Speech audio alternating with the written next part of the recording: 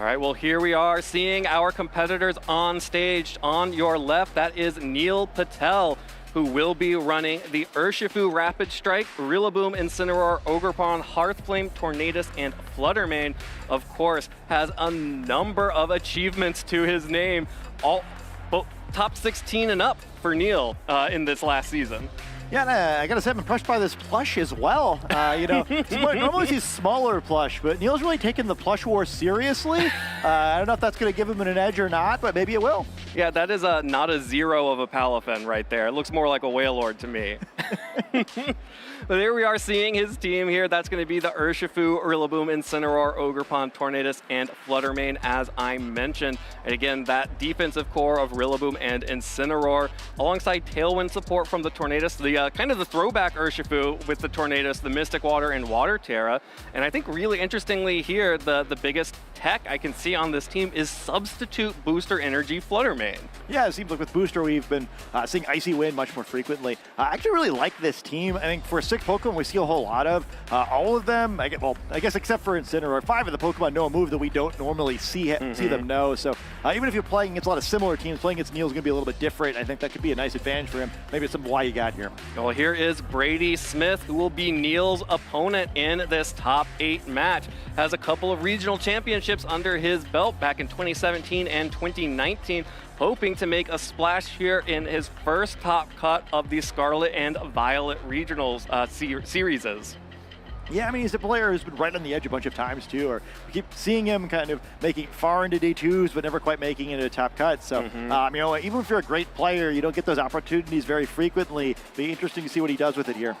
All right, and we are going to be taking a look at Brady's team as well. Has that same core of Incineroar and Rillaboom to sort of cycle those fake out pressure, and has the Urshifu Rapid Strike style as well. But as opposed to the Mystic Water Urshifu that Neil is running, will be running what has become the more traditional Choice Scarf variant, and has a number of different offensive options. Whereas Neil has gone with the Ogerpon and the Fluttermane, as well as the Tailwind support from Tornadus.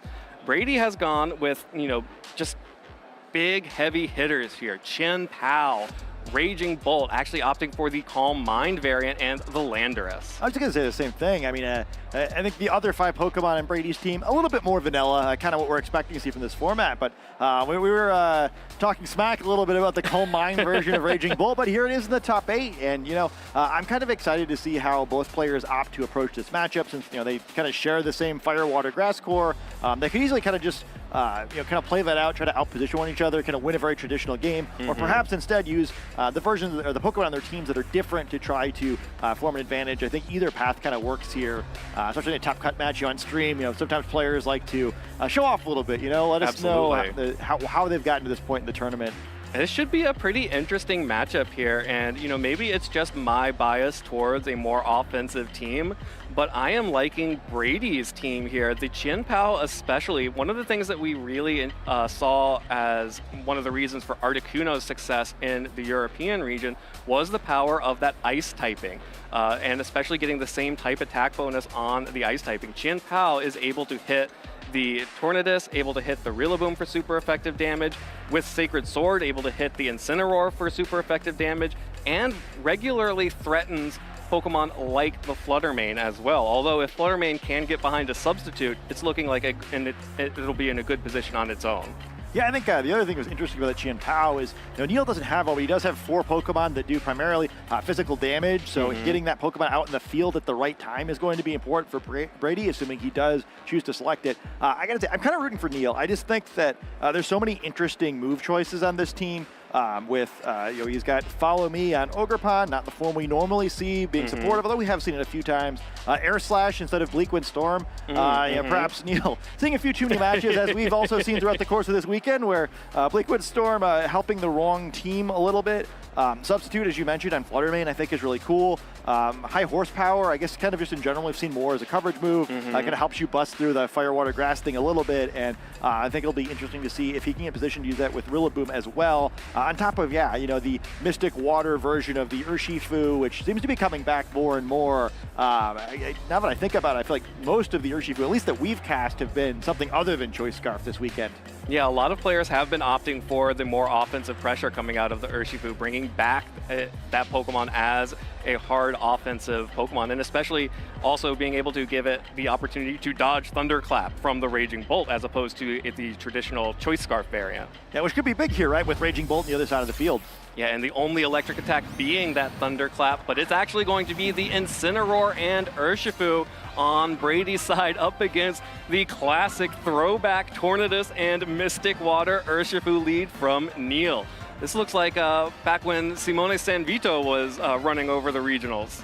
Yeah, I mean, maybe, the current regulation facing the one before also with the Tornadus approach versus Incineroar. So, I think, Brady's in a little bit stronger of a defensive position in some ways where, Incineroars look great for slowing the game down, but also, as a fire type facing down a water type, forced to use the fake out here. Yep, the fake out onto Urshifu will prevent Neil's Urshifu from making an attack this turn, while Brady showing the U-turn that is classic on the Choice Scarf Urshifu will be able to reposition to take down the Tornadus and Urshifu combination. Of course, no Tailwind has gone up, so it will be the Raging Bolt. And here is the Pokemon that made it so much harder to run the Tornadus and Urshifu combination. Raging Bolt threatens both of these Pokemon with a big Thunderclap. Yeah, but I think it's sort of a fun situation, right? Where, well, you go for that Thunderclap or you take advantage of the fact that it's not being threatened super heavily here and try to go for some Calm Minds instead. Could be a little early for that, and it does have to worry about a highly effective Icy Wind coming the other direction, but, not exactly the world's most devastating damage move. Well, if you do try to go for Calm Minds, you have to be worried about Taunt on Neil's Tornadus as well, preventing any kind of setup coming out from the other side. Here is the Rillaboom coming out for Neil. Neil will be able to threaten both of these Pokemon with that high horsepower coverage move as the taunt connects on Raging Bolt.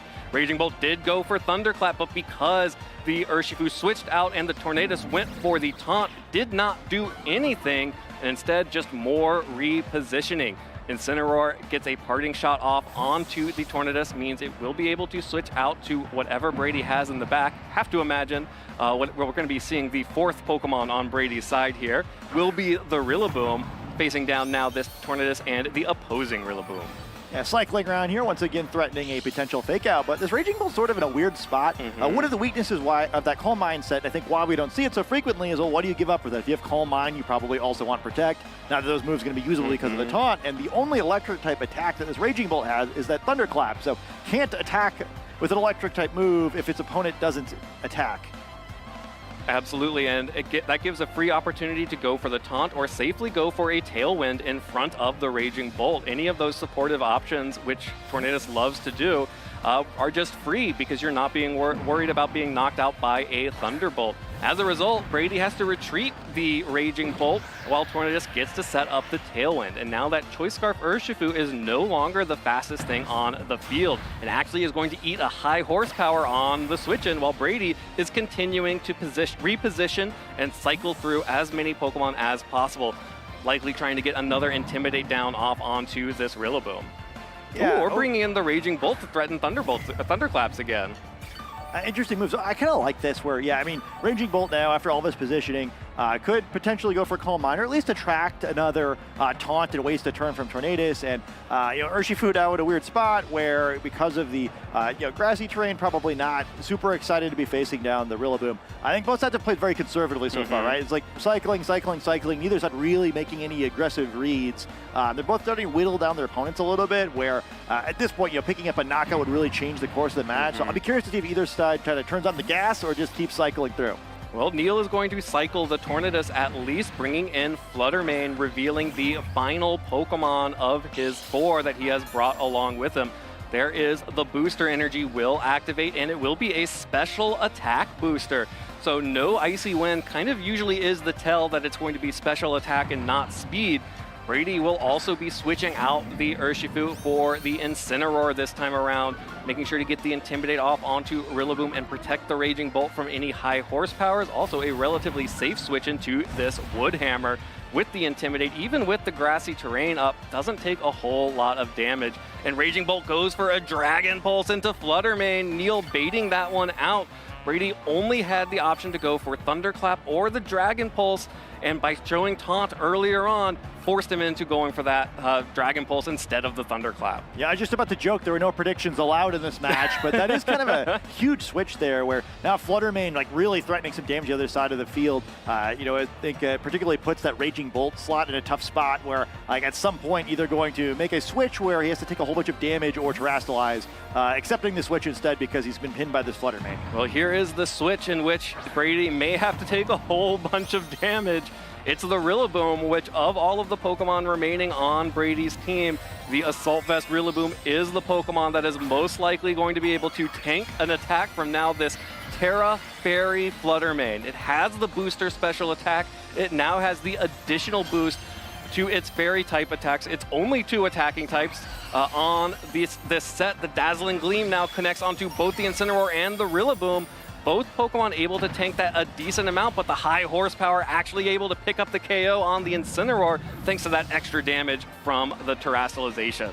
That's a pretty big knockout. You know, that cycling that Brady's been doing all game now suddenly not going to work so well. And we know that both the Pokemon in the back are weak against those fairy type attacks. Brady still has his terrestrialization available. I think we'll probably see it pretty quickly here. Not really any choice, but I think that's big for Neil now. The rest of the game is much simpler for him. All of his moves feeling pretty devastating depending on what he wants to do. He's got a lot of options now, and he's taking a lot away from Brady by not only knocking out the Incineroar, but now that Rillaboom's out in the field, finally, for once in this game, there are no fake outs being threatened by Brady. Yeah, with the Rillaboom and Raging Bolt, this Terra Fluttermane is extremely scary. Definitely, like you mentioned, Brady will have to force the Terra here. I should say, there will be no fake outs threatened by Brady. Still one more, but finally the cycling will be done for a little while. Yeah, after this turn, there is the fake out into the Protect. Of course, Fluttermane, by terrestrializing into the Fairy type, left itself open to that, but the Protect will just go ahead and prevent any damage. Well, Raging Bolt does not go for a terrestrialization just yet, instead tanking a super effective high horsepower in order to get this Calm Mind off. I mean, that last fake out could be pretty big.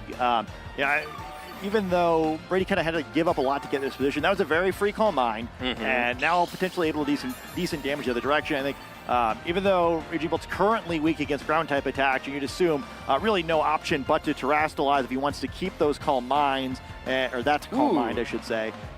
Really interesting moment for the grassy terrain to have run out there as well, allowing Fluttermane to feel a little bit safe from Grassy Glide to at least get off an attack here. Yeah, I also think if you're Neil, you might want to try to keep grassy terrain off the field. With a Calm Mind Pokemon on the other side of the field, much more likely to help Raging Bolt out than this Fluttermane. And then again, you know, Raging Bolt's attacking moves are Thunderclap and Dragon Pulse. That matches up really poorly with a Fluttermane that has Substitute.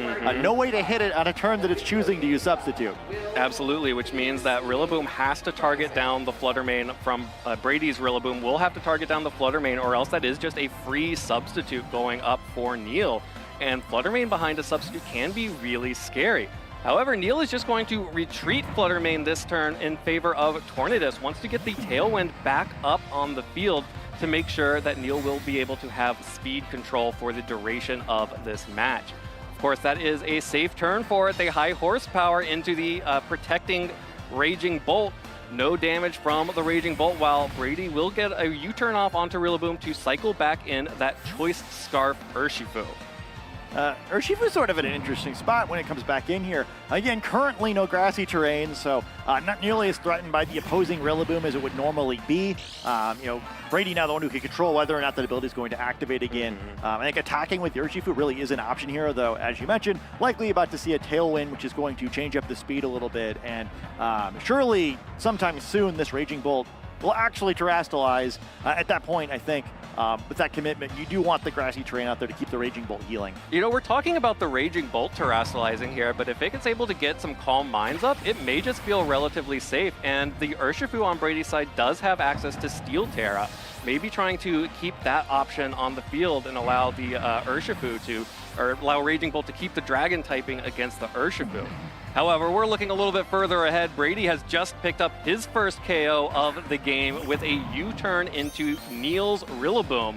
So Rillaboom now off the field for Neil, and Brady switching back in his own Rillaboom, bringing back the grassy terrain, but eating an Air Slash in return. That is some damage back on to Brady's side, while this +1 Dragon Pulse also dealing a good amount of damage to that Tornadus. Yeah, I kind of like what you said, too. Maybe you're right. I think a different terrestrialization could be better, where at this point, it's seeming like Raging Bolt's going to do its job without having to terrestrialize. It's nearly knocked out all of the non-Flutter Mane Pokemon, and only that Urshifu remaining once the 40-ish HP on Tornadus is depleted. And at that point, yeah, I mean, Raging Bolt, as we've mentioned, does not match up very well in this Flutter Mane. So perhaps Brady going to look to one of his other Pokemon to try to close out this endgame. Neil, for a while there, it seemed like he had a pretty nice lead, but we are very even now. Yeah, definitely very even as Flutter Mane comes back out and facing down the Rillaboom, which again has access to Fake Out. But here it is, Brady is going to just go ahead and terrestrialize the Rillaboom. The one Pokemon we had not mentioned as an option will remove its weakness to the flying type Air Slash, as well as start resisting these Moonblasts and Dazzling Gleams, which again are the only two offensive options on Neil's Flutter Mane. Neil will go ahead and get the Tailwind up, and there is another Thunderclap targeting into either the Tornadus or the Flutter Mane, showing there that it was targeting the Tornadus. Not able to pick up any damage because of the Tailwind, and there, the Moonblast will be resisted by the Fire type, and it will survive one turn and one turn only, but that is all Brady needs to pick up the one-hit KO on the terrestrialized Flutter Mane. A great game by Brady so far, where we see him conserving that terrestrialization as long as he can. Going to lose Rillaboom for it, but I don't think he's going to be too upset about that one. He does a great job there of just making sure he still has terrestrialization available at the pivotal point in this match. Knocks out that Flutter Mane that would otherwise have been so tricky for him, and now it's two Pokemon facing down. The unterrestrialized Raging Bolt, who's still in a fantastic position now, much better off with his default typing rather than becoming a Fairy-type Pokemon. Absolutely. This is exactly the moment that Raging Bolt is happy to be in, facing down a Tornadus and an Urshifu, neither of which can switch out.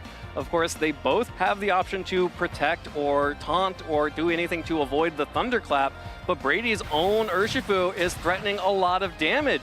Neil goes for an Aqua Jet to avoid a Thunderclap, but it looks like Brady's also going to counter with an Aqua Jet of his own, knocking out the Tornadus, taking a little bit of chip with that Rocky helmet. And the Thunderclap, unfortunately unable to do any damage because of the Aqua Jet. Yeah, well, now what, though, right? I mean, you're just going to Aqua Jet the opposing Urshifu down. The best case scenario is you're trading blows there, and if Brady calls you once and Dragon Pulses, the game is going to be over. Also, alternatively, I mean, even if you were to switch attacks, right, I think even just Dragon Pulsing the opposing Urshifu down is looking really good here. Neil also looks like he's seeing the writing on the wall. Yep, Neil will go ahead and forfeit this first match of our top 8 here, our first game, I should say, as we are headed to Game 2. Incredible play there by Brady, especially preserving the terrestrialization. We were both getting a little bit ahead of ourselves, thinking about, well, the Raging Bolt needs to terrestrialize. There's a Flutter Mane on the field. It can't take those Terra Fairy Moonblasts very well, but Brady making sure to hold back on the terrestrialization until the moment it had the highest value, protecting the Rillaboom and knocking out the Flutter Mane, so Raging Bolt didn't have to worry about it. Yeah, I think it's a little easy for us when we have to, run our mouths constantly to kind of get a little too caught up in the turn instead of in the game. I think Brady did a really good job there of just having the foresight to think about, well, what am I actually trying to do, right? Oh, I need to close the game out, and he didn't terrestrialize until he basically won the game the moment he clicked the button. I really like how he played too, where he got the Calm Mind up on the Raging Bolt, and then everything he could to avoid having to commit either direction, right? He got the Fake Out once, he got the Protect once, he delayed that decision long enough that he knew what position he was in once he got there, and again, he pivoted so much early in the game, but he had a plan, right? He just knew he needed to get to the right positioning eventually. He didn't commit too early. I think that was a master class of balance play. Absolutely, and especially you could see, one of the biggest differences on these teams is the usage of U-turn versus, the Rillaboom on Neil's side has high horsepower, and of course the Urshifu does not have access to U-turn because it's the traditional Mystic Water set. What we just saw there was Brady was constantly picking up little pieces of damage while repositioning using U-turn, which is what ultimately knocked out the Rillaboom and allowed him to start taking back the Pokemon advantages. Yeah, and I'm curious, as we go into this next game, and we saw a very fire, water, grass-centric game 1. I'm curious if both sides will run it back. I think it's definitely a matchup where you can kind of play it over and over again. It really just comes down to who plays the game better. It's a pretty neutral team matchup, and we see, I guess, both sides showing us one of the Pokemon that are different, but a pretty nice matchup for Flutter Mane to start out this match. Yeah, Flutter Mane looks really happy to be facing down a Choice Scarf Urshifu with Fake Out support on its side. That Brady cannot stop a substitute from going up this turn, and the Rillaboom also able to potentially threaten the Urshifu unless it goes for a terrestrialization of its own. Yeah, I'll be curious here, where Brady's done such a good job of pivoting in the past, and we see him start the here. He really is in the back foot now, so how is Brady going to move around this one without giving up too many resources? Well, it has to switch out the Raging Bolt. Like you mentioned, it wasn't able to do much of anything, so easily able to retreat that Pokemon for Incineroar, and critically getting an Intimidate down onto the Rillaboom on Neil's side. Alongside that, much sooner than we saw in Game 1, it will be the Steel Terra coming out from the Urshifu on Brady's side. Could not protect itself from a Moonblast, a Dazzling Gleam, or a Wood Hammer before. Will just take a Fake Out, so will be flinching this turn as it terrestrializes, but is safe from other damage. Neil does get the chance to set up a substitute here, however. Yeah, I like the way that Neil played this one. Where we saw last time he got that position, was able to get one powerful fairy type attack off and then never really turned into anything. Yeah. I think this time at least he's a better position to try to take advantage of this. However, with Brady immediately committing the terrestrialization, Urshifu's going to be able to stay on the field a lot more easily too. Yep, and fire off a Surging Strikes going on the offensive instead of going for positioning. The first hit will knock out the substitute that Fluttermane was hiding behind, which means it will take 2 critical hits from this Surging Strikes. And with the grassy terrain recovery, Fluttermane is able to survive this turn. It now fires back a Moonblast, which does a good amount of damage, over 50% with that critical hit, plus the booster energy. Rillaboom, however, was faked out by the Incineroar, so does not get to follow up for additional damage. I mean, that's still a great trade if you're Brady. I mean, again, for a lead matchup where it seemed like he sort of started on the back foot, I think he did a great job of not over-pivoting this time. Instead, kind of just being, okay, well, I need to start trading here to be in a good spot. Surging Strikes is going to pick up a knockout, and even though it seemed like Fluttermane had such a nice position to start out this game, it's not facing down 2 Pokemon that resist grass-type attacks. We'll see what this likely high horsepower does. Yeah, Fluttermane behind the substitute was able to survive for 1 turn. Does go down to the... does go down to the Surging Strike. Can't buy a break. Those are 2 critical hits. 2 critical hits. Its crits might be guaranteed. It's not supposed to happen the other way. Well, it turns out this time around, Urshifu is the one getting crit, and actually Brady will land a Will-O-Wisp onto the Rillaboom, so this Pokemon has been intimidated, and now it is burned, which means that this Rillaboom is largely going to be used for fake-out pressure for the future, for the foreseeable future.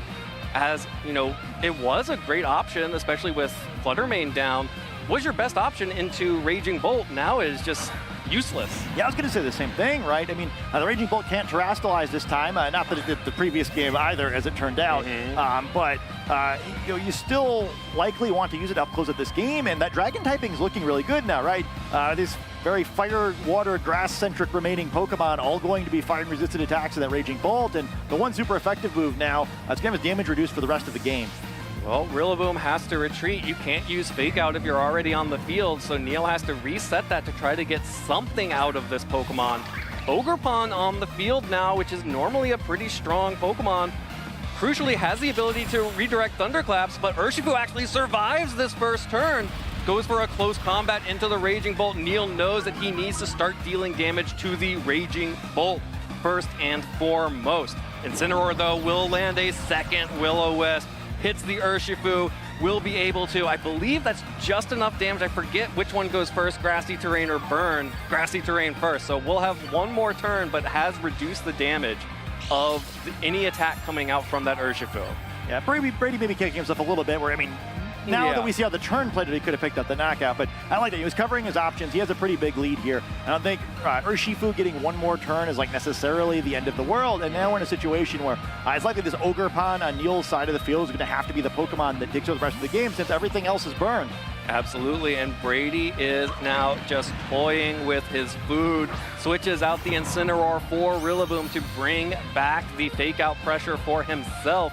Finally seeing a terrestrialization coming out from Neil to try to get anything, any kind of additional damage on the field. Needs something big out of this Ogerpon. The Terra Fire gets the Embody Aspect boost, so it will boost its attack as well as having the terrestrialization boost to Ivy Cudgel. protect from Raging Bolt, so Brady will be protecting that Pokemon. No damage coming into that Pokemon unless the Urshifu targets it down, but Ogerpon actually went for the Ivy Cudgel on the Incineroar, catches the Rillaboom on the switch and picks it in a one-hit KO, as Brady's going to have to bring in the Incineroar for one final turn and get the Intimidate off onto that Ogerpon. Neil is able to pick up a little bit of damage onto the Raging Bolt because it protected, and Urshifu does not care about that one bit. Because of the burn and the resistance, it's not going to deal too much damage. I love the read by Neil, though, right? I mean, you can't just keep trading. He's on the verge of this slipping away from him, able to pick up a knockout there, at least keep himself in the game. Always a little weird to see a Protect in front of these Pokemon, but it makes sense if you're Brady, right? You don't really need to do anything with Raging Bolt that turn, so avoiding anything crazy. And Urshifu able to hang on once again, thanks to this grassy terrain, which does disappear. For now. Yeah, but Neil can bring it back if he needs to in order to help this Urshifu survive a little while longer. Well, Incineroar back on the field here, threatening Fake Out, which would be able to pick up a KO on the Urshifu. If Neil does not reset the grassy terrain, the burn will pick up the KO on that Urshifu. So Neil will retreat Ogerpon, reset the attack on that Pokemon so that when it comes back in, it will get the Embody Aspect boost again and go back up to +1 instead of neutral. Rillaboom now out on the field, setting the grassy terrain to protect the Urshifu, but it does not matter because it will just go down to that Fake Out. And now Raging Bolt has free reign to do whatever it wants to this turn, and it will go for a Dragon Bolt. No boost just yet, but will be able to deal good damage to that Rillaboom, which again is still burned from the previous turns. Yeah, and might actually be its partner Incineroar who has to deal some damage here. You know, Raging Bolt going to have a hard time using its electric type attacks on this Rillaboom, but Incineroar facing down a Pokemon that's weak against fire type attacks. Another one that really doesn't want to be Flare Blitzed either. So Neil did a great job to pull this one back, but it's still a little bit of disadvantage. You have to find a little bit more, but we've seen the power of these critical hit Ivy Cudgels throughout the course of the weekend with Embody Aspect activating once again. So Ogerpon's going to have boosted attack for the rest of the game.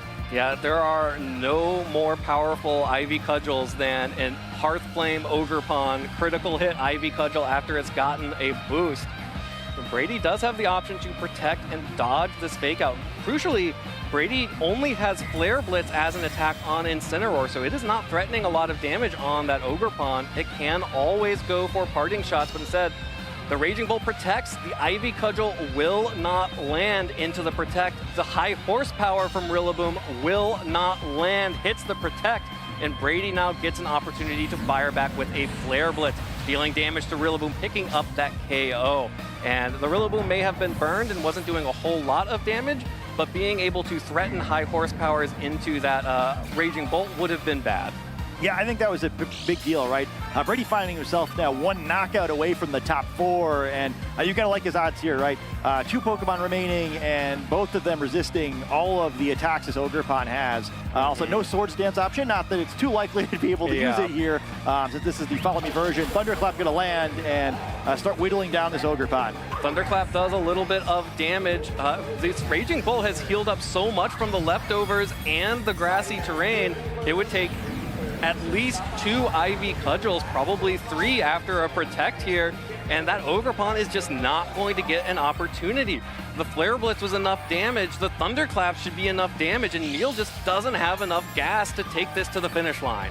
Yeah, especially, this Raging Bolt recovering both from the leftovers and the grassy terrain as well, where, maybe you would like try to slow play this with Ogerpon, get a little help from your spiky shield, but your Raging Bolt's healing up too, right? It's not like this is a one-sided advantage. And there is the Thunderclap finishing things off for Brady Smith, defeating Neil Patel and advancing to the semifinals. Brady Smith will be facing off against Scott Iwafuchi after having taken on a grinding battle of balance. Yeah, I thought Brady played a heck of a set there, right? Where just made the right decision, the right time, all the time. Pretty much had control of the set the whole way through. Played a really smart, conservative game plan there, and then once he had opportunities, took advantage of them. I liked how Neil played the set as well. I believe I cast his very first stream game, and I felt like he probably didn't play as well on stream as he normally does afterward. I didn't feel like that was a problem here. I really liked, especially once he started losing in game 2, how he was playing, where he did everything he could to get back in the game, right? And you can kind of see him wince when he doubled into the Raging Bolt Protect where he knew it was over, but he kept that one going a lot longer than I was kind of expecting him to. You see why both players made it to the top 8. Yeah, he came very close to clawing that one back, but unfortunately, it really was that Calm Mind Raging Bolt that was walling everything. And I really have to shout out, I think, Brady choosing his moments extremely wisely, both in game 1 with the terrestrialization on the Rillaboom to pick up the KO on Survive and then pick up the KO on Fluttermane, as well immediately going for the Terra Steel on the Urshifu in that second game, being able to immediately start threatening things and realizing that, okay, I'm going to go ahead and get this Terra Steel off, I'm going to be able to deal some damage and bounce back and forth, use my Incineroar to set past Will-O-Wisps, but all I really need is that one moment to start getting some momentum, and then he just sort of never let up. Yeah, I mean, I think balance is kind of a game of just not making mistakes, right? And trying to grind your opponent down, getting you in a position where either they make a mistake first or you position yourself into a situation where you can kind of just win the game without having to do too much. I think Brady just picked his spots so well in that game, especially the first one where I think it was much less clear throughout the most of that match who was going to win. I actually thought for a while there it seemed like Neil might have had the advantage, but Brady just found his way into the right position. And then in this match, game 2, the Urshifu terastallizing was just so great for Brady, where winning a duel with a Fluttermane is always a really tough way to start if you're the opponent. Yeah, I mean, it took 2 critical hits from the Rillaboom and the Fluttermane to take down that Urshifu. And here it was, the Incineroar spreading burn, catching the Rillaboom, making sure that that Pokemon just was not going to be as offensively effective. Once the Fluttermane went down on Neil's side, by targeting that with the Steel Urshifu, this Raging Bolt was feeling pretty safe. And Neil tried as best as he could to get the damage back, tried to pull things back from the brink, and made some great plays, Ivy cudgeling into an Incineroar that became the Rillaboom, but just was a little bit too far behind. Yeah, I think one thing we should comment on too, we were talking a little bit about Neil using some moves that I think are really clever and not common. That Will-O-Wisp from the Incineroar is huge in this set. Not typically what we see in that spot, usually in favor of knockoff. Both burning the Rillaboom and then the Urshifu really changed how this game would play out. Not just by reducing the damage, but in the Urshifu's case, just kind of putting a timer on it where it would have healed up a decent bit if it wasn't burned on top of doing twice as much damage. I thought the Will-O-Wisp was really crucial there, and props to Brady for putting a team together that really helped him get to this point. Yeah, and it's one of the things about Incineroar. I mean, this is part of why Incineroar is honestly the best Pokemon in the format. It has so many options. We don't even see some of the options because it has too many. We've already seen the Assault Vest, we've seen Citrus Berry, we've seen Safety Goggles, and we've seen Parting Shot, we've seen Will-O-Wisp, we've seen Knockoff, Flare Blitz, Fake Out. But it also gets things like Helping Hand that we haven't seen a whole lot of. And I remember back when we were competing, Helping Hand was often considered the best supporting move in the game. And we've seen a little bit on stream how important it can be, like in that set Brandon versus Aaron, where the Helping Hand damage multiplier was what you needed to get over the KO on the Incineroar. Incineroar itself gets access to Helping Hand. It just has so many good options. It's hard to cover for all of them, and it's what makes it so easy to fit on so many teams, is you can fit it in for so many different roles. Yeah, I mean, I think you're kind of getting to what I wanted to talk about too, which is it's so easy to fit an Incineroar, right? But I think it's a real test of a player's skill to determine what's the best Incineroar, right? Or at least the best Incineroar for the way that they want to play. I don't think if you put the Will-O-Wisp Incineroar on every team, you're going to have the same success as the more common set, but we see how effective it was for Brady there, and I think it plays well with some of the other things in his team. A burn Pokemon's going to have a much harder time burning through this Urshifu. It's going to have a harder time dealing with him balance or just shuffling his Pokemon around for the positioning for so long, because we saw at those enemy high horsepowers that the type advantage against his team is pretty good, but when the damage is halved, it's basically not super effective anymore. Yeah, absolutely, especially on a team that is using a specially defensive Pokemon like the Raging Bolt, going for Calm Mind boosting. We saw that in game 1 where after getting a single Calm Mind, Brady wasn't as scared of the Terra Fairy Fluttermane damage because of the special defense boost. So, in future games, having the ability to sort of reduce physical attack damage by both the Intimidate and Will-O-Wisp, especially the Will-O-Wisp does, just monumental reduction to physical attacks, that can make the Calm Mind Raging Bolt look real scary. Obviously Neil had what seemed like a perfect counter to that in the substitute Fluttermane, which in a one-on-one would win against that Raging Bolt every single time. but in Pokemon, it's extremely hard to get into those head-to-heads. Yeah, I mean, and props to Brady for just never allowing that, right? He's such a good job of positioning. I thought, we've seen now 2 of our top 8 matches on stream, and both players I felt like were incredibly impressive, really putting on a show, and I'm excited to see who comes out on top of this one. Absolutely. Well, let's take it down to the lounge where Gabby is going to speak with our newest member of the semifinals, Brady Smith. Thank you so much, Evan. I'm here with Brady Smith, who is our final top 4 finalist, crowned here in Vancouver. Congratulations. How does it feel? Thank you so much. Feels so good. I have not made top cut in I don't know how many years. It's crazy to be back there. It feels really good. Yeah, I mean, what did you do differently coming into this weekend that you think gave you that edge? Oh, man. Okay, so good question, by the way, Gabby. So what I did is I just put in reps because beforehand I kind of I didn't really prep that hard. I kind of just went into it expecting to kind of do well, which is kind of an entitled mindset, But I finally really put in bunch of games, way too many games. I played so many best of 1 games to where I had such a wide range of matchup prep, and that really helped me out. I see. So a global challenge warrior. Oh yeah, absolutely. Lots of respect there. So tell me about this Incineroar. The casters, Evan and Scott, would not stop talking about it. And I hear that it was almost a divine inspiration, so to speak. Okay, all right. So here's exactly what happened. Okay, I'll tell the actual story. All right. Okay, so there it was last night, maybe it was about 2 in the morning. I kind of just woke up. So by the way, I gotta say this. I'm Christian, so I pray. Okay, it's out there. Okay. Basically though, I was doing a little bit of prayer and I was wondering about what kind of Incineroar to use. It just came to my head. It was just switch from careful to Impus. Just switch. I just went with it. I was okay, let's do it. And it really helped out inside a set like that. It just came in the exact moment whenever I needed it to. And I was really doubting it because earlier on in my Swiss runs, I kept I was why didn't I go careful? I was so upset, but it's God has a plan for everything. So it kind of worked out instead of it worked out the way so far the way it needed to. But yeah, for sure. And Will-O-Wisp in particular is a very unique pick. I believe you were running Will-O-Wisp over Knockoff.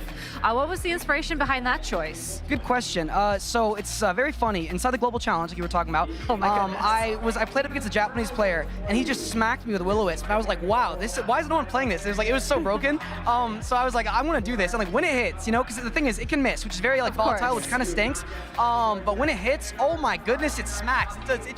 It can make a Pokemon absolutely obsolete. In the in-game, the Rillaboom was burned, so it couldn't really do any damage to any of my stuff. I'm pretty physically invested, right? So basically, I felt very safe on that last turn, or the game-deciding turn was whenever I protected my Raging Bolt on that double tap and I Flare Blitzed into the Rillaboom. Because I'm very physically invested on my Incineroar, so I felt confident even if there was a double tap on that slot, I'd probably live it. So it was amazing. Will-O-Wisp was awesome. Yeah, it really gave you an edge over your opponent in particular. I think it was those Will-O-Wisps into that Rillaboom and the Urshifu. I think at the end of game 1 or game 2 that just defined it for you. Do you think you're going to be sticking with Will-O-Wisp in the future, or? Probably. So I am going to UIC. Okay, so I can't I can't quite give out all my techs. Of course. I will say if I win today, Will-O-Wisp probably not going anywhere. I'll say that. I'll definitely say that. All right, fair enough. I mean, honestly, I've been meaning to try it as well, so I'm just going to add that to my to-do list for when I get home. I don't want to keep you too long, as top 4 is just mere moments away. Do you have any shout-outs you want to give to people at home? Yeah, okay. Like I said, obviously, big shout out, God. I gotta do that. Sorry, stream. Yeah, I gotta do this though. But yeah, I have a friend. She wanted me to call her Miss Drevious. Her in-game name is Drevious, but she wanted me to call her that because she got me my Pokemon. Basically, she really helped me out with that. Very grateful. Thank you. Gotta give big shout out, guys. That's my day 1 family. Love you guys. Yeah, my VGC Corner group chat, you guys help me prep a lot, because think about coaching, right? It's a two-way street. It's I help out them, but then it's I get insight on their brain, and it kind of helps me think as well. It's like a win-win, But yeah, big shout out on that. That's everything. Awesome. Well, Brady, thank you so much for your time. Best of luck in top 4, and let's go ahead and keep this tournament moving.